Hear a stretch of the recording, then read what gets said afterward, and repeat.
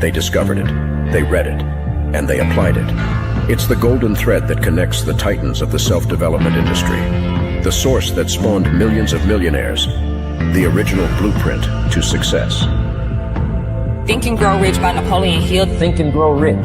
Napoleon Hill, Think and Grow Rich. It's a classic. A classic. And I love Think and Grow Rich. I love it. It's right here. I mean, it's one of my favorite books of all time. Think and Grow Rich by Napoleon Hill. This material is what changed my life. This is the material I study every day. From being an immigrant woman, coming from poverty, and really coming to America and literally achieving the American dream. I can't even tell you how grateful I am for this man, for what he did for me and my family. Whatever the mind can conceive and believe, the mind can achieve. People don't realize is that when we let our ego get in our way, ego is the loss, the fear of loss. So need to be right, the need to be offended, the need to be hurt, fearful. When that trajectory changes, what happens is you continually go the wrong way. So my job as a coach is to say, let's get into the enjoyment of the direct pursuit of my potential. Right? And so when the light went on, it was not about the potential of making money and being an entrepreneur, which is one of my specialties. And I said to him, look, this is an opportunity now to show how great you really are. We can't let the outside voices, right, determine our success. The happiness that we have comes within. Why are you going to give that control to somebody else? Thoughts become things. And I always wonder, why did no one teach us this? Why did we not learn this in school? Why did we not learn this from our families? If you make your study a priority, your life will change. And I came up with 4 really valuable things that I took stock in. And the first one was gratitude. Simple gratitude. Although I grew up with nothing, I was always grateful. Throughout the whole process of consistently, persistently pursuing my potential, I was grateful. It made my past better, my present brighter, and my future even brighter than that. In fact, I tell people all the time, if you want to change your life, change your employee's life, your family life, it's very simple. 2 words, say thank you.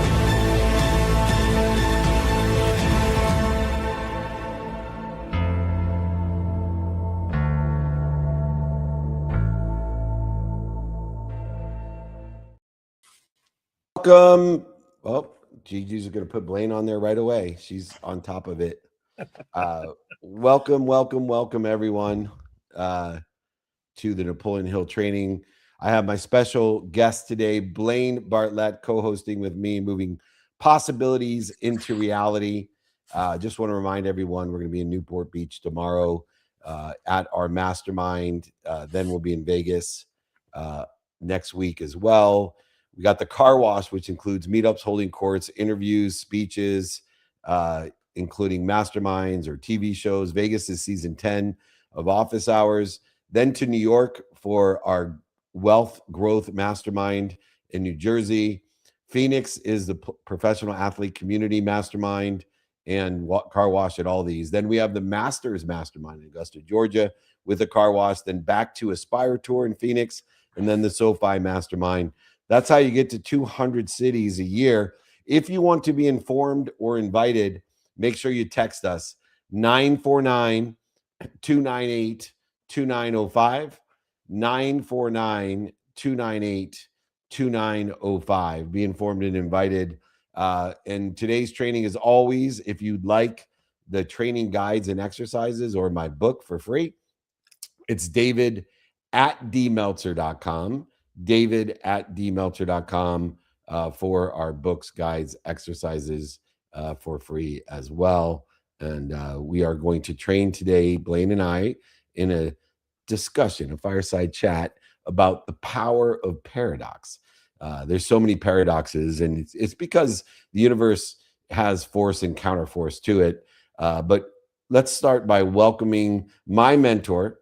He was probably the greatest student of Bob Proctor. He's also the best friend of Bob Proctor. So he had that advantage going as well, who had such a significant impact on both my life and Blaine's.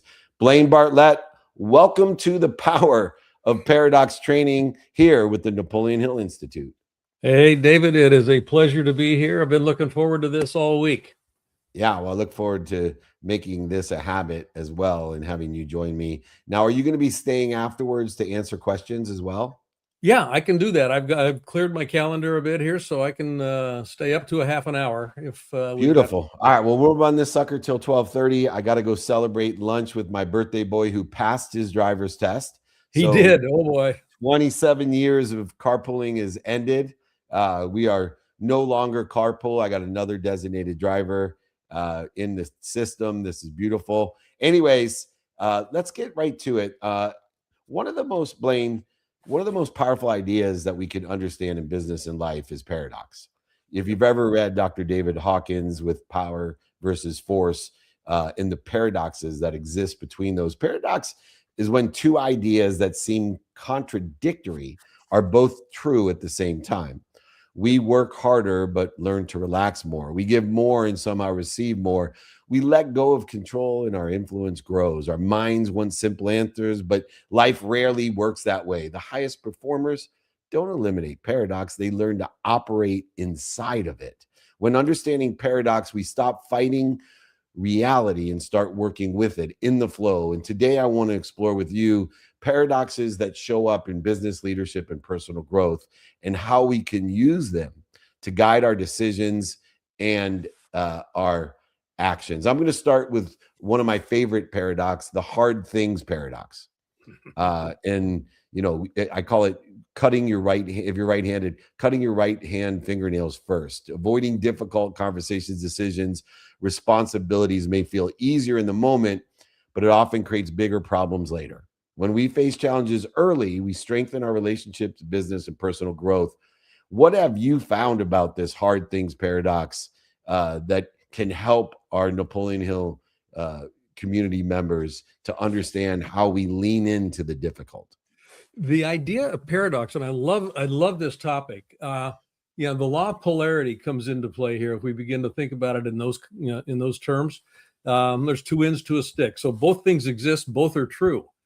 And if I eliminate one or try to eliminate one, what I'm actually doing is eliminating access to what is possible. So when I can begin to embrace paradox, that there is a truth here and there's a truth here, I begin to have a wider spectrum that I can actually work with, and it allows me to be more resourceful. I can, an idea here, that you can think of is, some of the clients I work with, they want to be more, as a leader, they want to be more empathetic, in their organization. I just want to, demonstrate more empathy for where people are at.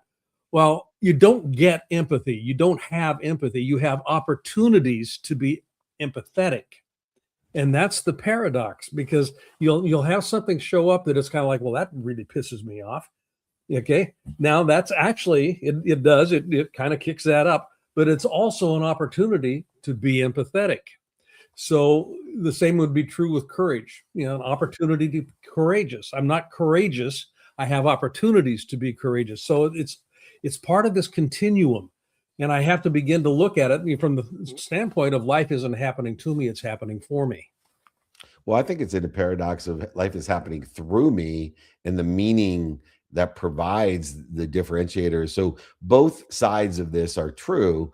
And therefore, it's the meaning that we give it and allowing life to come through us, to us is beneficial. For us, to us is a punishment, but for us is beneficial. But through us, I think acknowledges the paradox and acknowledges an awareness that all exists and that we are interfering with that in which we want to coincide in our own journey, in our own divine direction and devotion.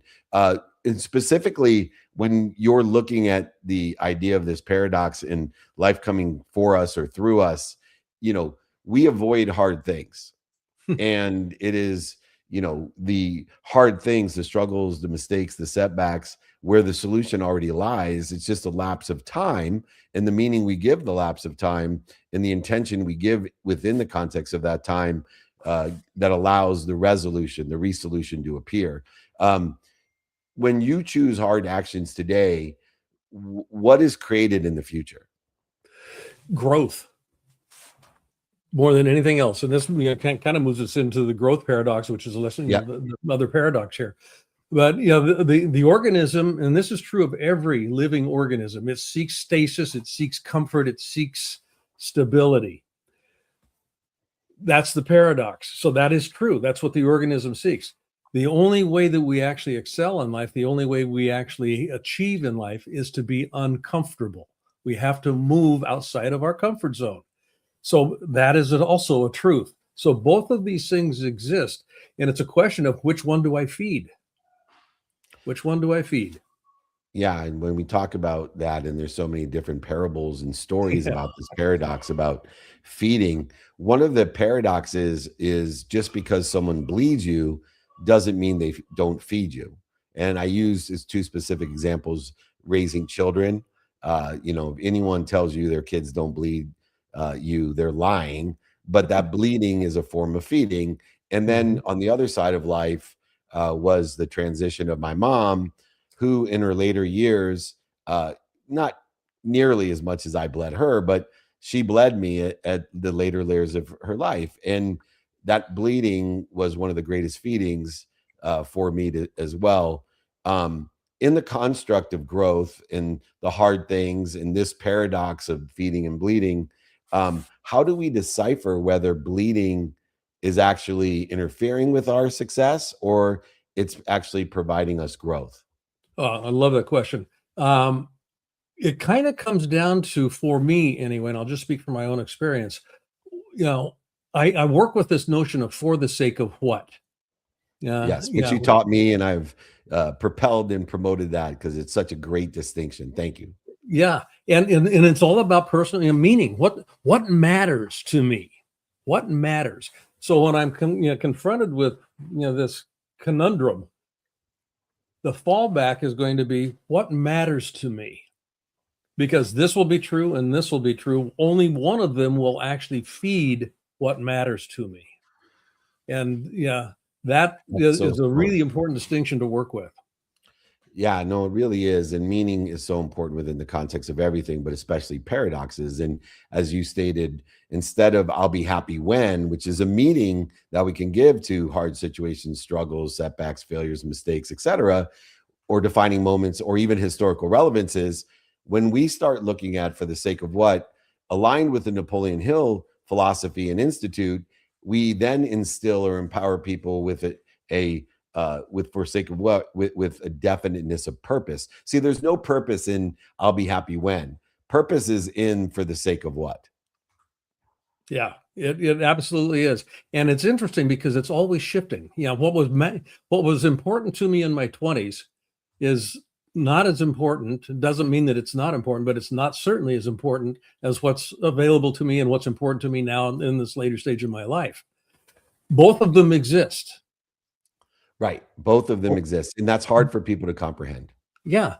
So which one matters now? And that question of what matters now keeps me present. It keeps me out of the past, keeps me out of the future, keeps me present. It actually is one of the catalytic things that set me on a path to understand that some things become non-negotiable. So you're just steadfast regardless of the circumstances, and some things become negotiable for the sake of.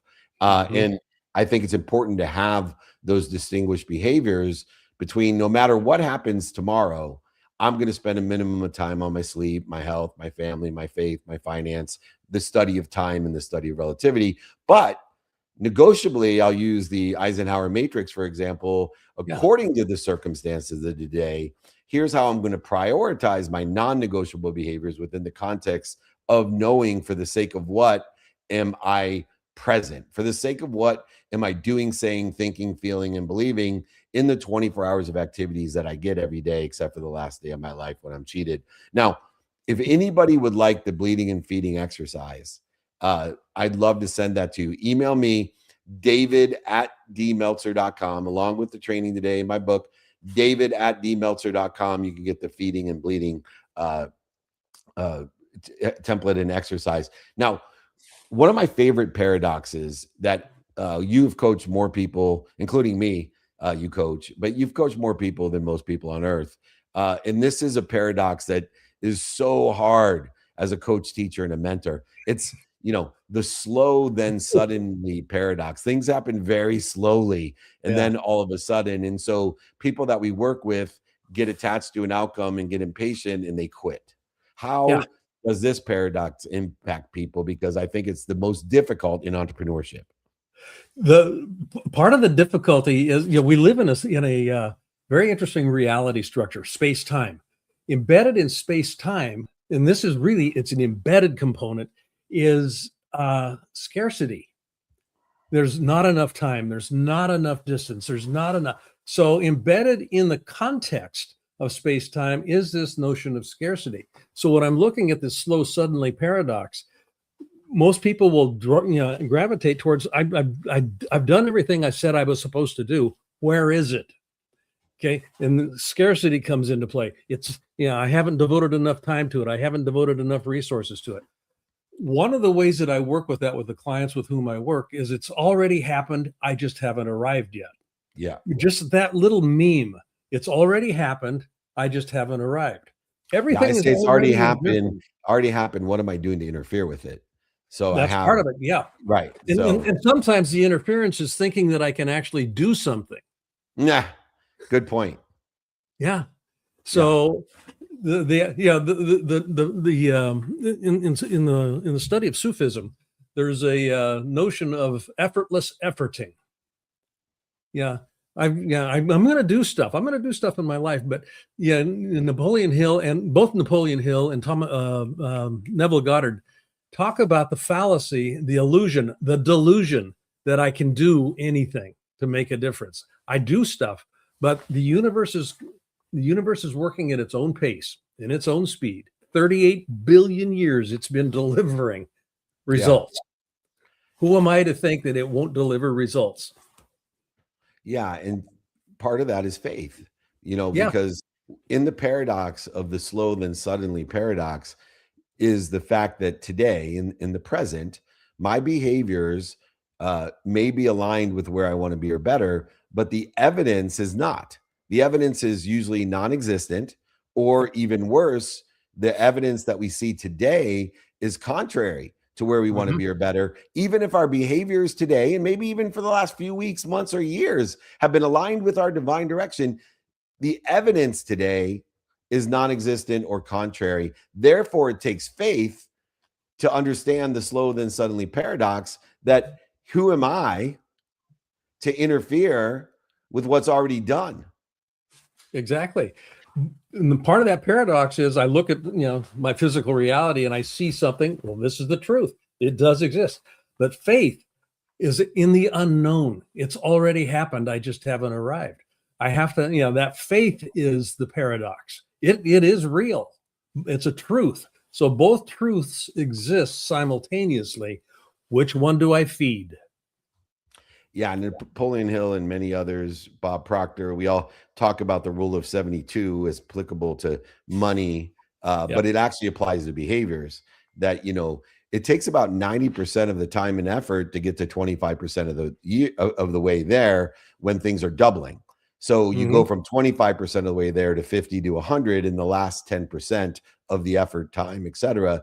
That also falls within the slow things happen very slowly, then all of a sudden paradox. If you'd like that exercise about exponential growth acceleration, aggregation, and how to utilize non-negotiable and negotiable behavior, email me, David, that means beloved, at D, first initial, Meltzer means servant, David at dmeltzer.com. Get your exercises and guides for that paradox with the non-negotiable and negotiable behaviors. Now, the next paradox, Blaine, that I want to talk about, I love this one. Yeah, me too. The intelligence paradox.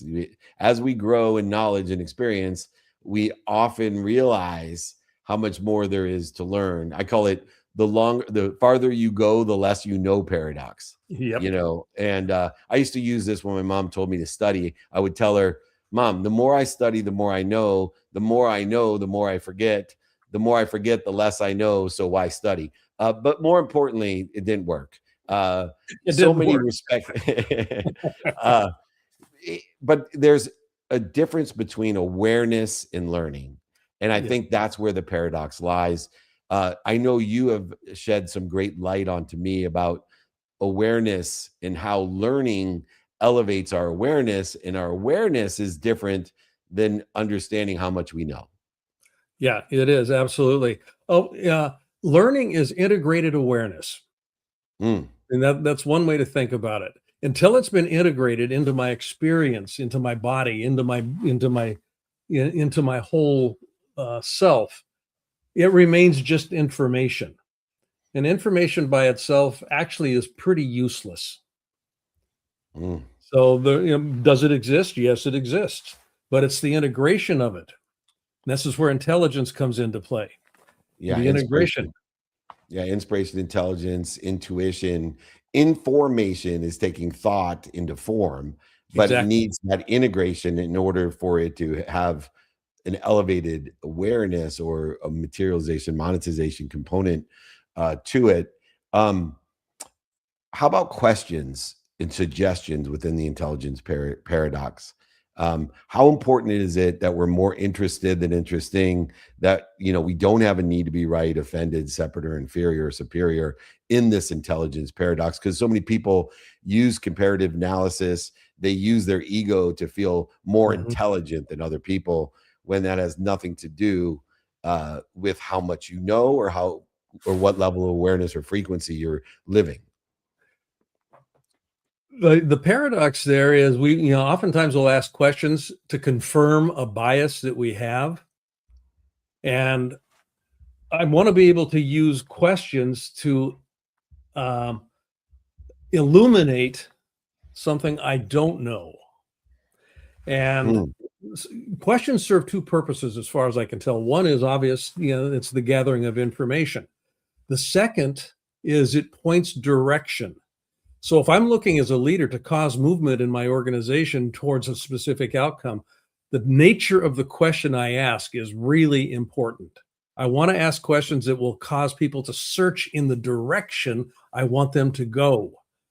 The answer is there. The whole idea of, show me a sign. Well, signs are latent. Signs show up after things have moved. They never point direction to something. They indicate that you're on the path to something. So that's kind of how that comes into play.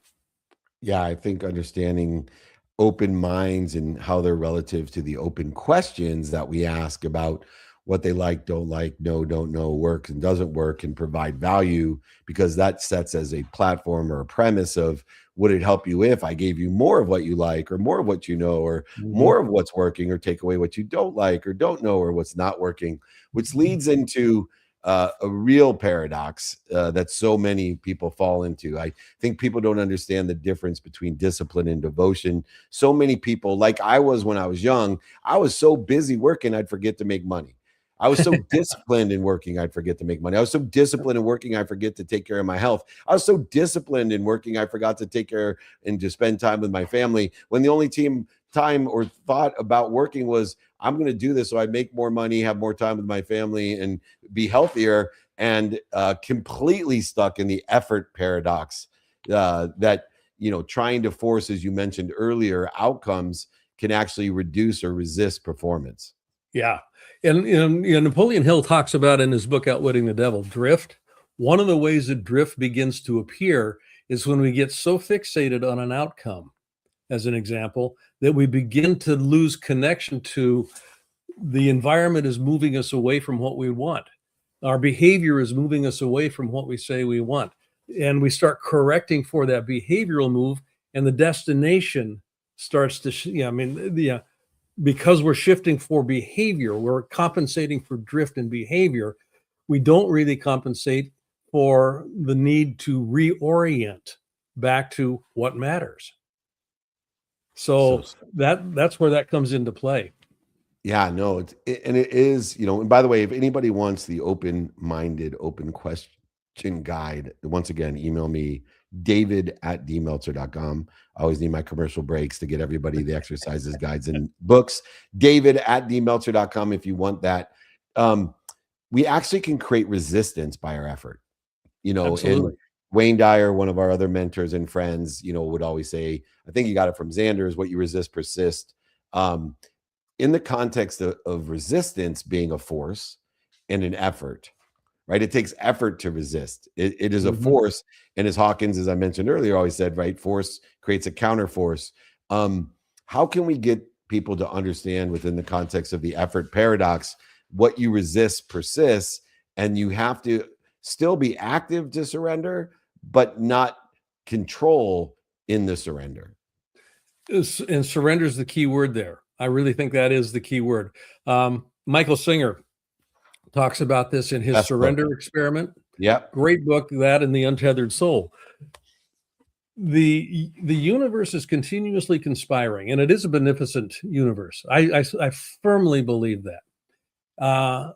The problem exists when I get in the way of it. And you mentioned this earlier. We will get in the way of what seems to occur, what seems to be happening, because we want to push it harder. We want to make it happen faster. We want to be able to settle back. And this is, when we talk about flow states, when you get into a flow state, essentially what you're doing is you're dropping yourself into being present in the moment, not wishing it was something different, not trying to change what it is. Flow states exist as an experience when you're in the moment. And that's what surrender is. It is what it is. Let's harvest the good in the moment, and we'll forgive the rest and just keep moving. So good. And to understand that paradox of effort in what you resist persists. If anybody wants to know how to lessen the distance of resistance, I have a guide as well to reduce the distance of resistance. Email me, david@dmeltzer.com for that guide. All exercises, guides, and book and training are available today. david@dmeltzer.com. The last paradox before I let you get on to the Q&A session is one in which your wife, the incredible Cynthia Kersey, who wrote the Unstoppable Women book, is the giving paradox. Yes. Scarcity thinking tells us that giving reduces what we have. No, not receiving reduces what we have. And in the infinite loop of giving, where we give more, we're given more, and we ask and receive more, knowing that when we receive, we actually are giving a gift. When we receive, and this was the lesson that Cynthia Kersey taught me, when we receive, we're giving a gift because we feel closest to God. We are at our higher self when we're able and capable of helping other people. And by us allowing other people to be able and capable of helping, we are giving them the gift of being closest to God. We're giving the gift of higher self. And this is the giving paradox. And it is abundance that says the more we give, the more we're given. The more we're given, the more we receive. The more we receive, then we can ask for more than more, so we can give more than more, be given more than more, receive more than more, and ask for more than more than more. Now we're in this infinite loop of a giving paradox. Why do people have such a hard time receiving instead of having a hard time giving? The net answer to that is worthiness. Most people do not believe they're worthy to receive. They don't believe that they're worthy of asking for assistance, asking for what they need in order to have the kind of life that they'd like.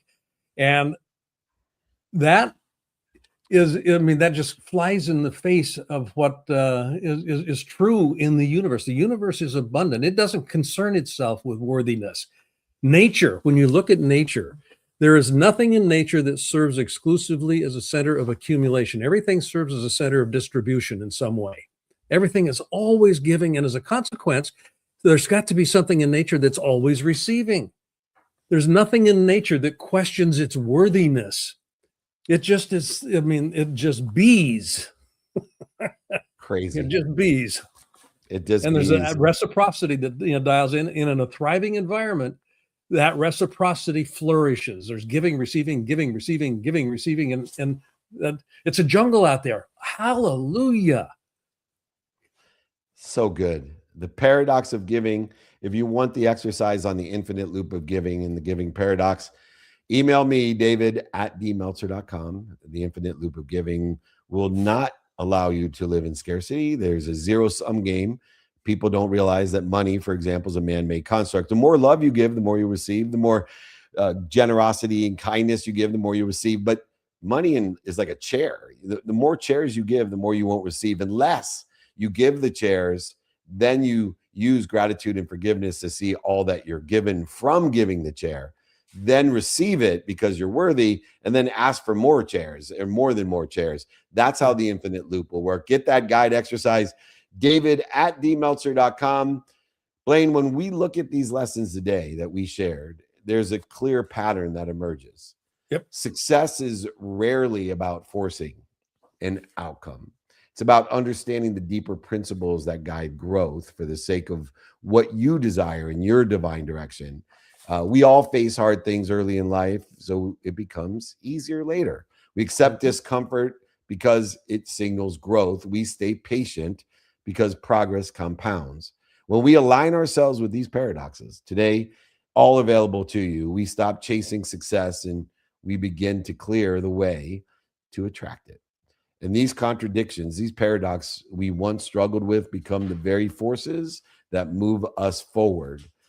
Everybody, if you want the guide or exercise from today, please email me, david@dmeltzer.com. Come and join me in Orange County, Vegas, Phoenix, SoFi Stadium, New York, New Jersey. That's just in the next couple weeks. We are there on the car wash, meetings, holding court, masterminds, fireside chats, movie, TV, documentaries.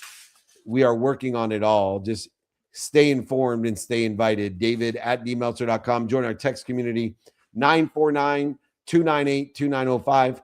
Most importantly, stay on board because my mentor, the incredible Blaine Bartlett, will do the Ask Me Anything Q&A, the value bonus edition of the Napoleon Hill Institute training. He is my mentor, teacher, and coach, the incredible Double B, BlaineBartlett.com.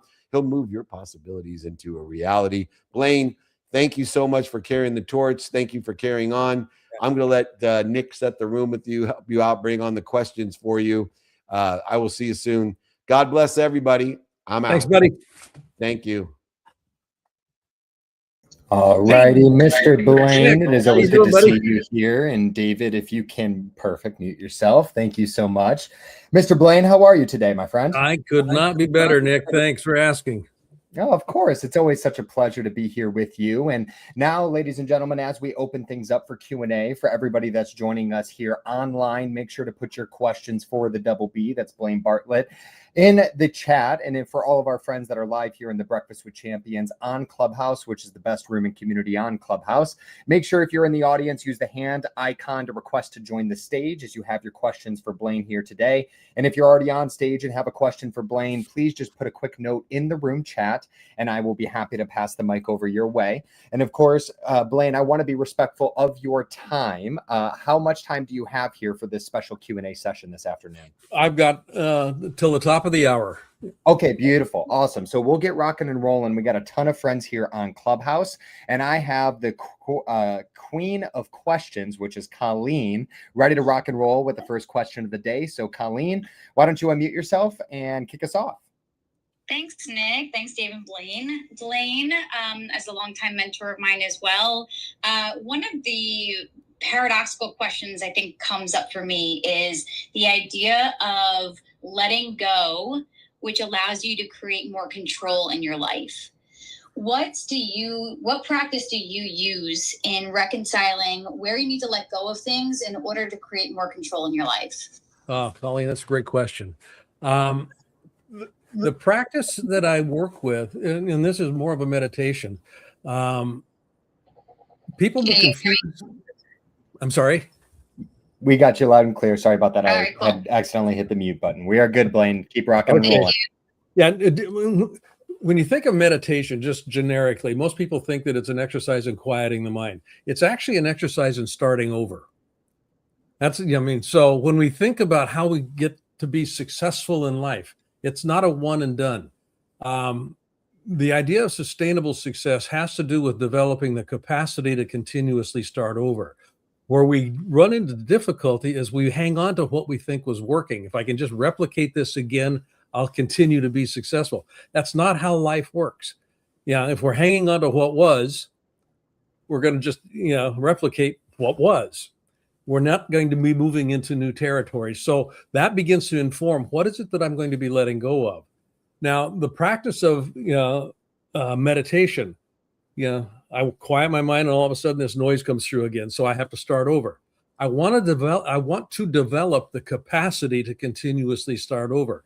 One of the things that stop people from letting go, just the experiential piece, is a fear of becoming a learner, a beginner again.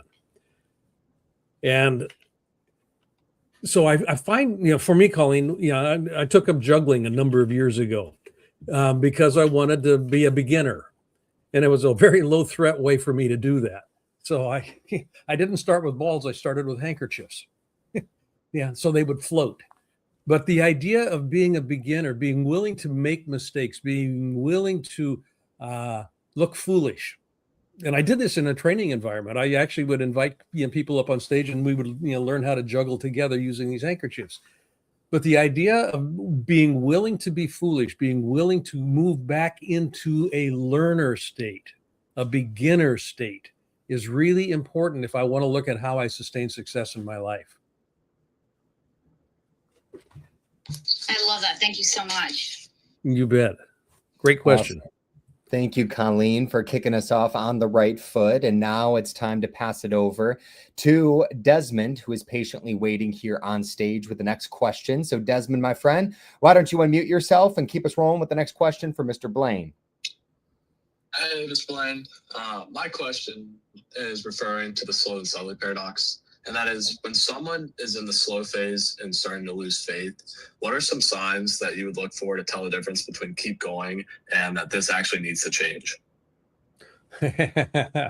Yeah, that is the conundrum. That is where it actually gets a little interesting. I go back to Desmond, for the sake of what? Now, I want to be careful here that I do not get attached to a specific outcome, because what I'm trying to achieve, the outcome that I've envisioned, is just a symbol of what actually it is that I'm looking to achieve. Money is an example. Money is a symbol of an experience that it will provide for me, whether it's freedom, whether it's safety, whether it's ability to travel, whatever it might be. So what matters is not the money. What matters is the experience that I'm seeking. So when I begin to ask that question and organize around that, I begin to let myself understand that maybe what I'm doing here in service of a specific structural outcome may not be serving me as well. What can I do that will enhance the likelihood of me achieving that actual experience that I'm seeking? We don't want to confuse the symbols of success with the experience of success.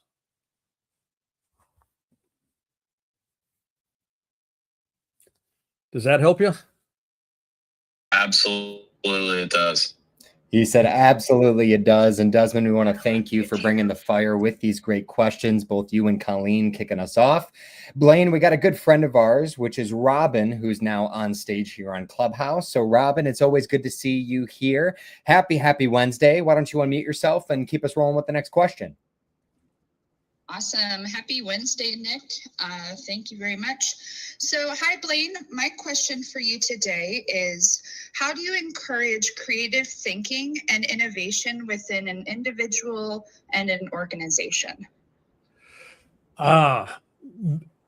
Great question. Once again, part of the way that you do that is through the use of questions. I mean, it may seem like a very cliche answer, but the use of questions, I mentioned this when David and I were talking, questions will serve two purposes. One is to just gather information. The other one is to actually point direction towards something. So some of the questions that you can ask around that is, we say we want to go in this direction. We would like to have that as an outcome. What are some possibilities that we've never tried that we might be able to leverage here? What are some things that we know our competitors are doing that we've never done before? And how would we do it differently that will set us apart from them? I mean, those sorts of questions begin to plant seeds in people's minds. And you want to be able to have the latitude for people to explore and answer in the best way that they know how to answer at that point in time. You do this consistently enough, you're going to start getting some very interesting answers coming out of that. Now, that's one piece. The other thing has to do with how you structure the conversation. We are in organizations in particular, very seldom does the facilitator, does the leader, does the manager start the meeting with, this is the kind of conversation we're having. We're having a conversation that is organized around putting things into action. So that's all we're going to entertain here. Okay, so that frames the conversational content. We're going to have a conversation about what ifs. Okay, and that's all we're going to talk about here is what ifs. So it's a creativity. We're not going to be talking about implementation. Where you end up short-circuiting innovative, creative thinking is when people very quickly go to, how are we going to do that? We don't know how to do that. The minute you start moving to how, you've lost the game. Creative thinking has absolutely nothing to do with how. That's a completely different conversation. So you want to separate those two, because if you start getting them collapsing on top of each other, you will quickly come to a point where people aren't thinking constructively or thinking out of the box. One of the things that I've done with some of the clients that I've worked with, I invite them to come up with a 1,000-year vision for their organization. What do we look like, smell like, taste like, sound like in 1,000 years? And they look at me like I'm crazy. It's going, yeah, no, just play with me. Yeah, in 1,000 years, we're still viable. We're still, and there are organizations, by the way, on the planet that are over 1,000 years old. Yeah, there's a ryokan in Japan that is about 1,800 years old. That being said, 1,000-year vision, you eliminate the how, because it's kind of like, and you also eliminate the personalities, because when we start envisioning 1,000 years out, yeah, I'm not in it. You're not in it. They aren't in it. So we take the identities out of it, and now it's just a free form whiteboard. Okay, you've got a framing. The organization, has grown. It's been around for 1,000 years. What does it look like, smell like, taste like, sound like? What are we doing? What did we do to make it that way? Which you can kind of play with that a little bit without going into the how of it. But you start looking at actions. But you want to break the patterns that people have about how they think about what's possible. That's one of the major tasks of leadership, is to create possibilities in people's minds. Generate possibilities, then you can move it into probability through conversation. Move it into probability, you can hand it off to managers, and you can make it a reality.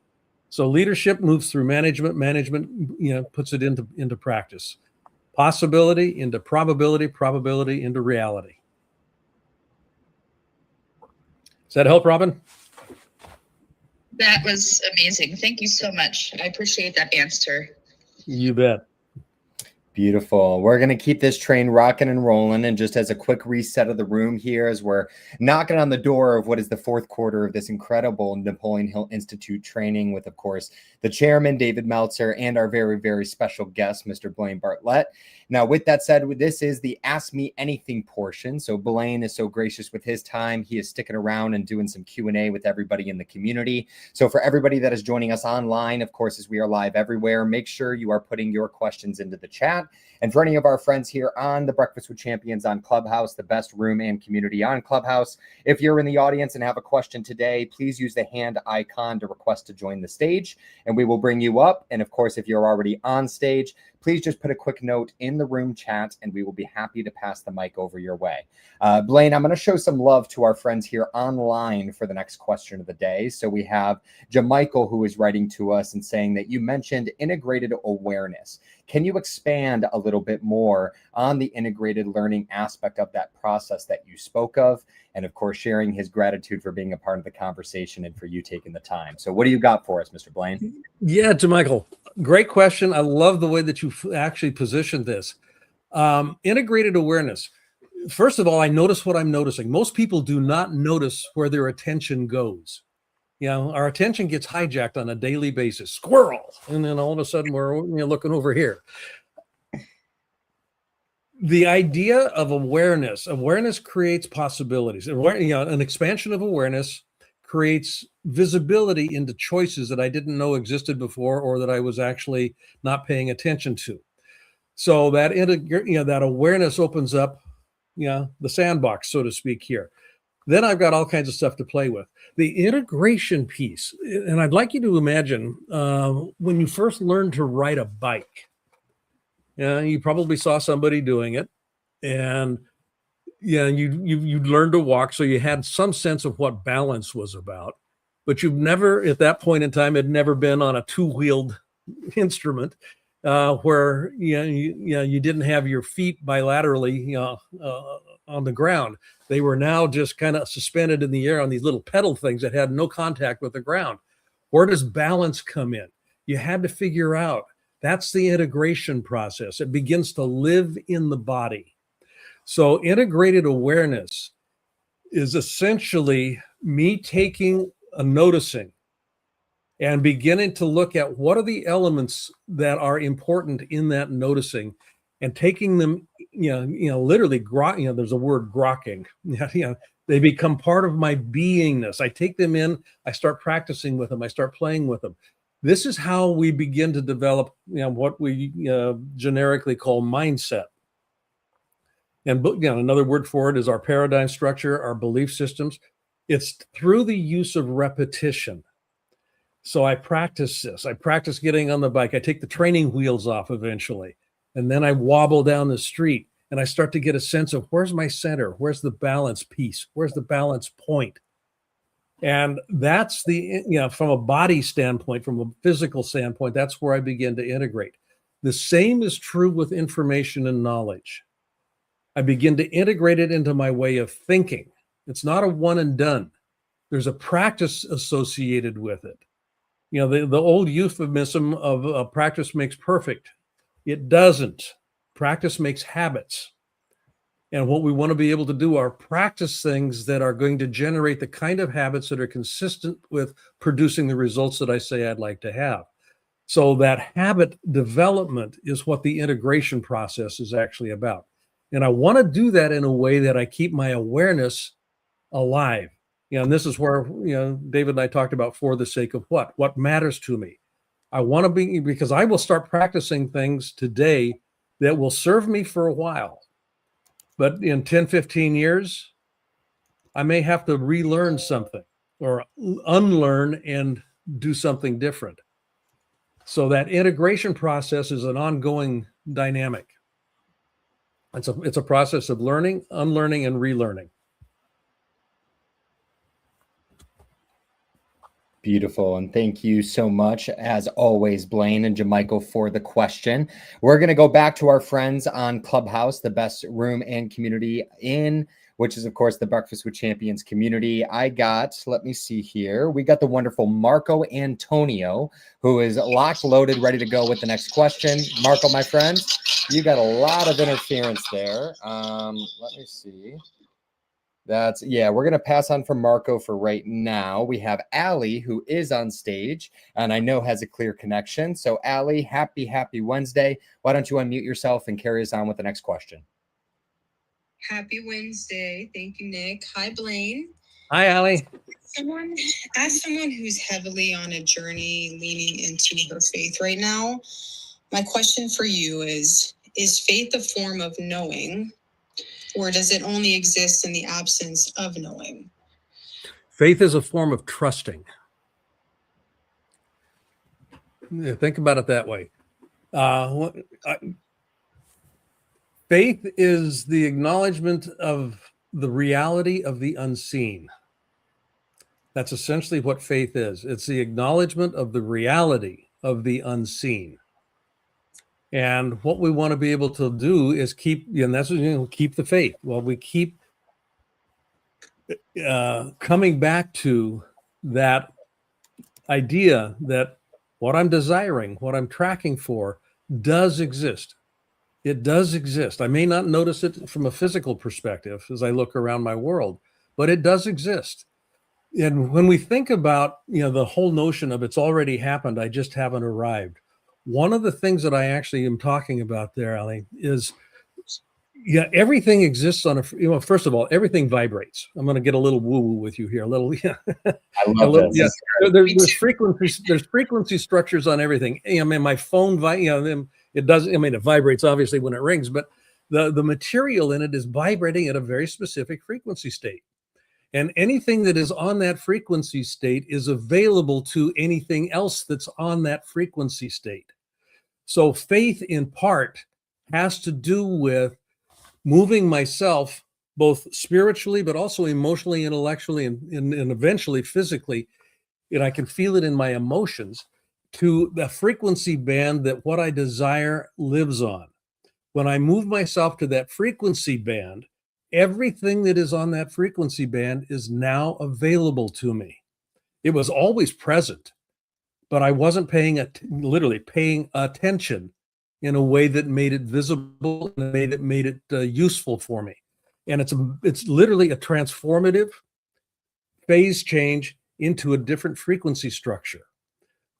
So the law of attraction, in part here, is actually a secondary law. The law of vibration is the primary law. Everything vibrates, and what vibrates on that frequency band, that's what I attract. So faith is a mechanism by which I move myself in frequency to that unseen, temporarily unseen state of being.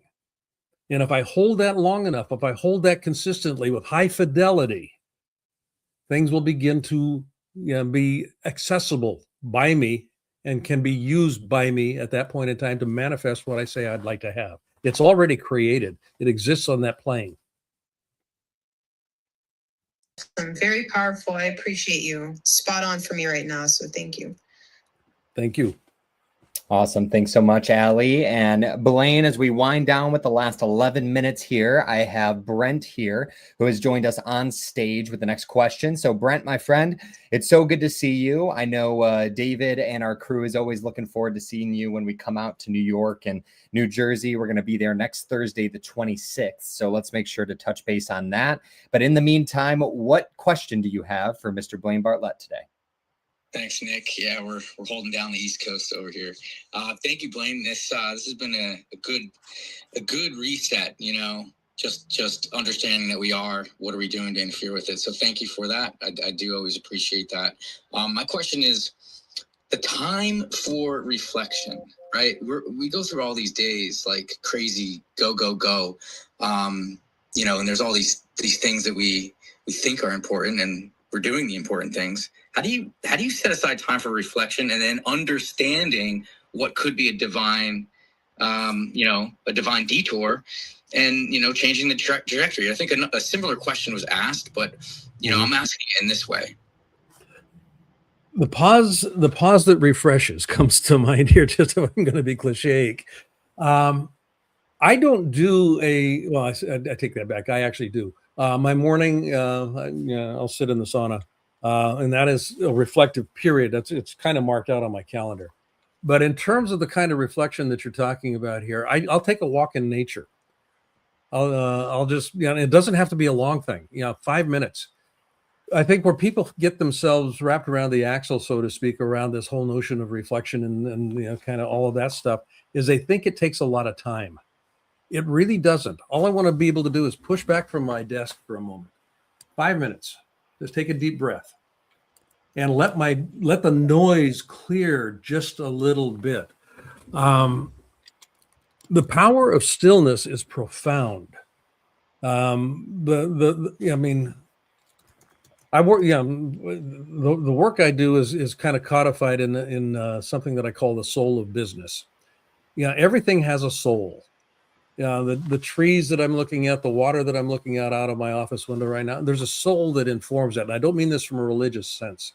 I mean this from, there's something that gave birth to that rock. There's something that gave birth to that tree, to this monitor. There's a creative force.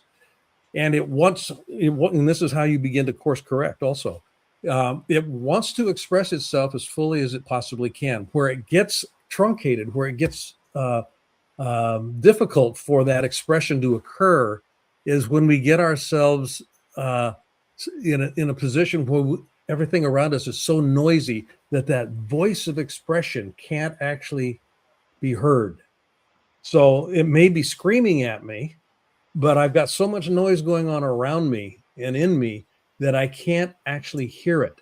So if I can't hear it, I can't course correct, because sometimes that voice will say to me, it's time to move left. It's time to move left. And I kind of go, oh God, okay, what might that look like? So I start entertaining it, but I want to be able to, in a reflective state, quiet down enough so that I can actually be present to that voice. Does it show up all the time? Nah, 90% of the time it doesn't show up. But in that 10% where it does pop up, that's where I want to actually pay some attention. So I've structured my day. At the front end of the day, I've got about 15 minutes where I just that's kind of the meditative piece. But then throughout the day, 5 to 8 minutes, 6 to 4 minutes, something like that, about 5 times a day, I'll just kind of push away from the desk. I'll get up, I'll walk outside, take the dogs out, whatever it might be. But the whole intent there is to quiet, to just get away from.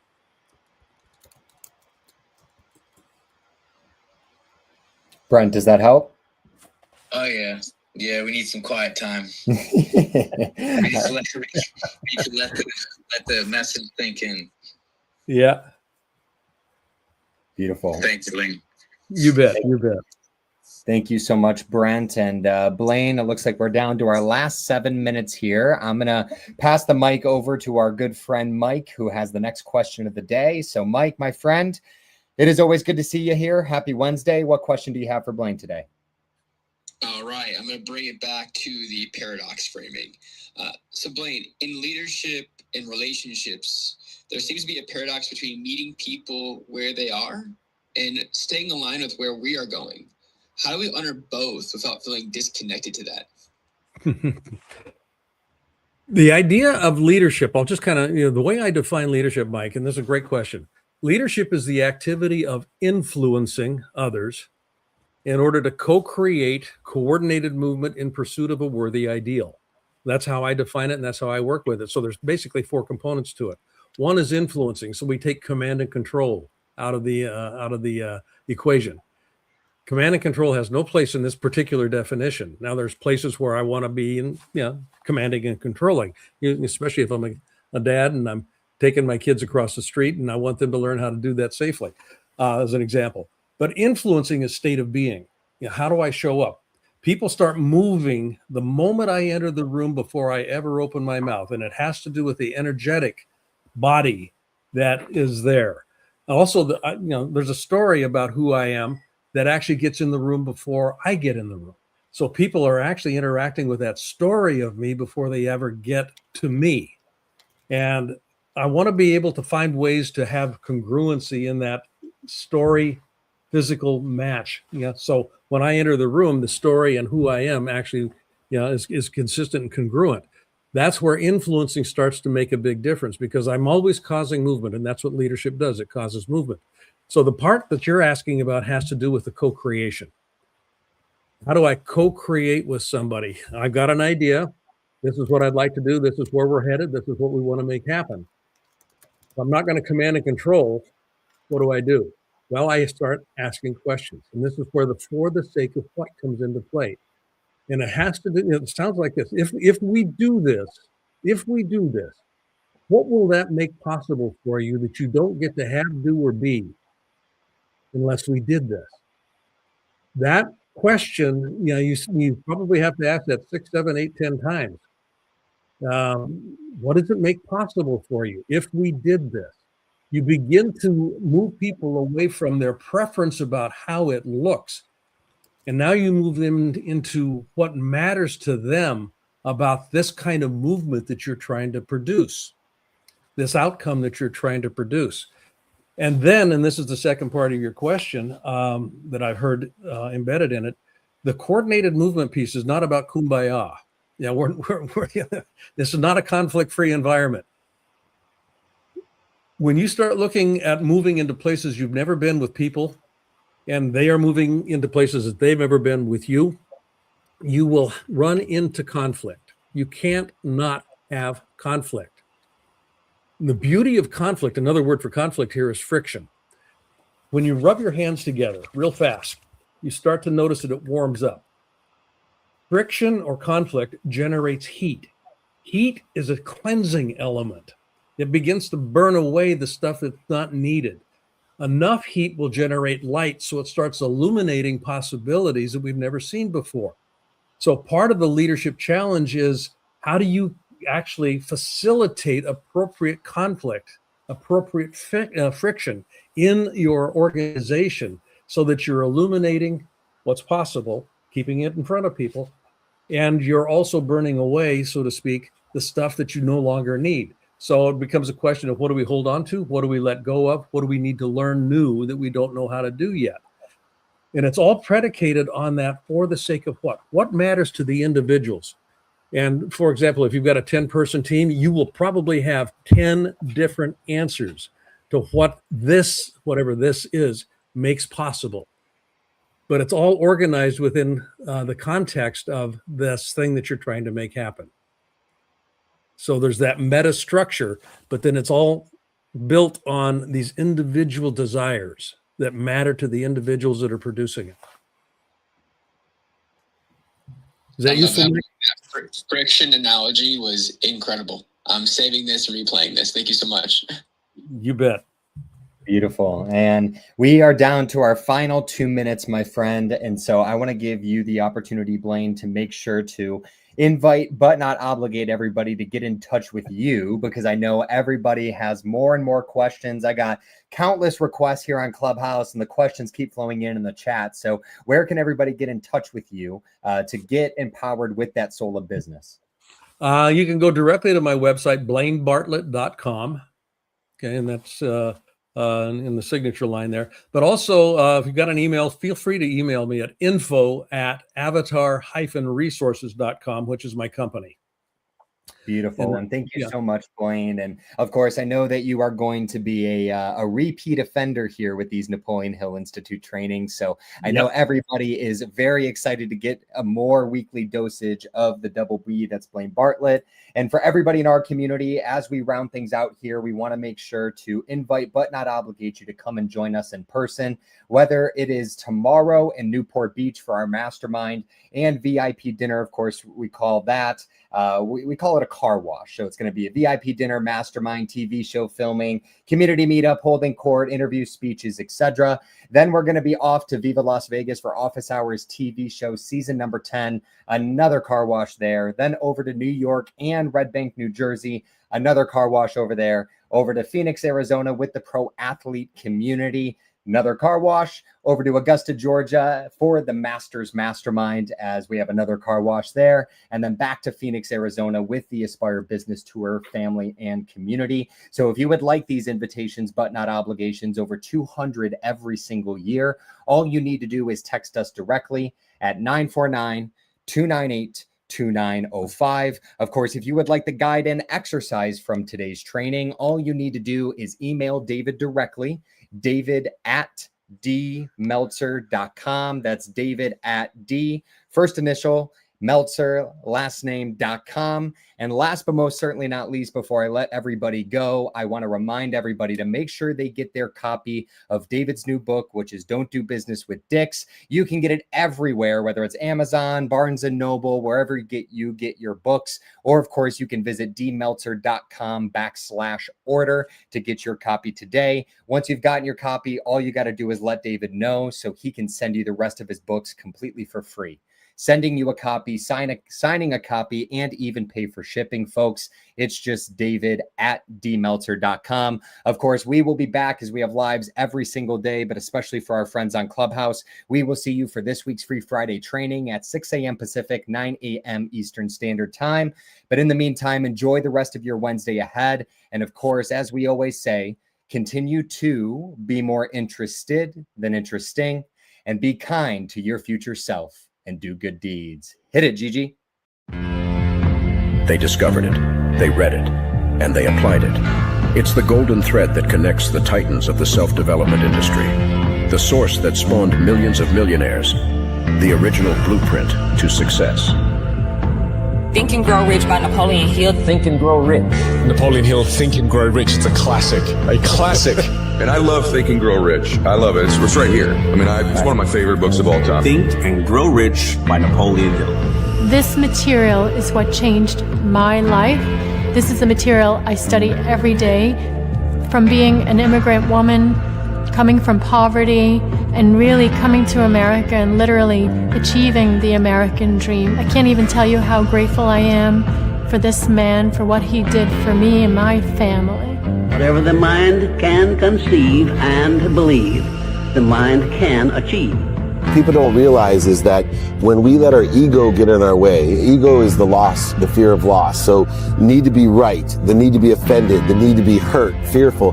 When that trajectory changes, what happens is you continually go the wrong way. So my job as a coach is to say, let's get into the enjoyment of the direct pursuit of my potential.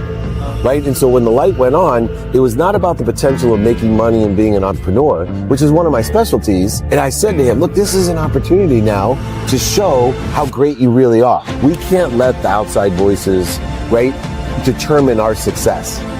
The happiness that we have comes within. Why are you going to give that control to somebody else? Thoughts become things. And I always wonder, why did no one teach us this? Why did we not learn this in school? Why did we not learn this from our families? If you make your study a priority, your life will change. And I came up with 4 really valuable things that I took stock in. And the first one was gratitude. Simple gratitude. Although I grew up with nothing, I was always grateful. Throughout the whole process of consistently, persistently pursuing my potential, I was grateful. It made my past better, my present brighter, and my future even brighter than that. In fact, I tell people all the time, if you want to change your life, change your employee's life, your family life, it's very simple. 2 words, say thank you.